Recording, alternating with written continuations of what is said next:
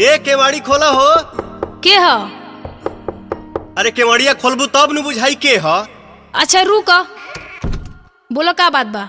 चंदा चंदा? काम धंधा चलत मंदा, तोहरा चाहिए चंदा? अहो भौजी खिसियात काहे बाड़ू? जौने बताओने दा। का दी? 251 काट दी का भाभी?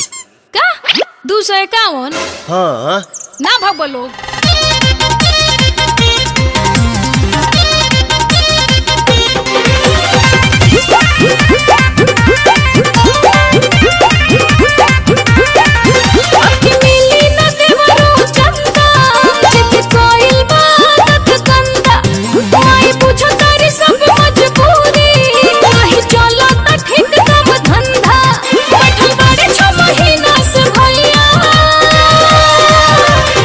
अच्छा जाए तो हाला ना करे के।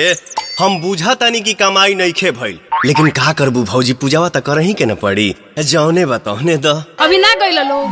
कहे कइले बाड़ू हाला खोला बक्सा के ताला तो ये कर हो रुपैया। अभी जतने ले चूरी पूजा कोइल बा जरूरी तो ये कर हो रुपैया। ऐसे ना नु लौटावे के चाही, खाली कुछो तो द। अच्छा रुक, उपाय लगाओ तनी।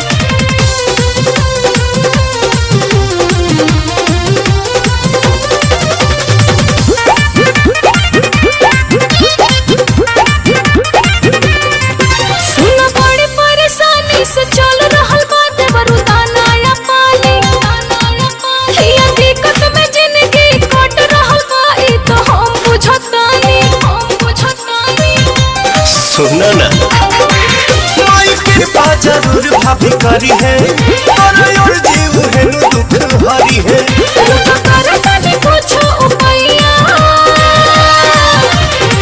हई देखो ना, दीपक वो भौजी 5 रुपया दे लिहा, तू कुछ बढ़ा के दे दो। अच्छा कहे कोइले बाड़ू हाला खोला बक्सा के ताला तो ये कर हो रुपैया।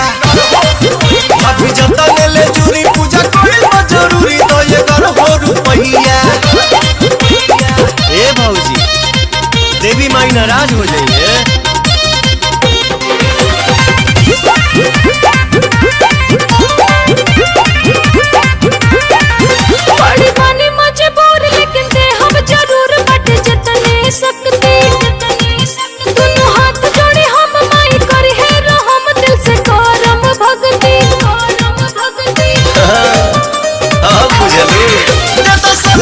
मन में जवान हो, चंदा मांगे आइल बात मन हो।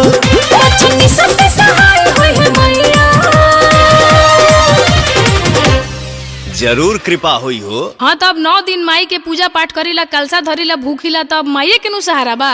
काहे कोइले बाड़ू हाला खोला बक्सा के ताला तो ये कर हो रुपैया। अभी जतने ले चूरी पूजा कोइल बा जरूरी तो ये कर हो रुपैया। अब का 11 रुपया दिया, 101 रुपया चढ़ा दिया पंडाल में हमरा ओरी से। जय माता दी।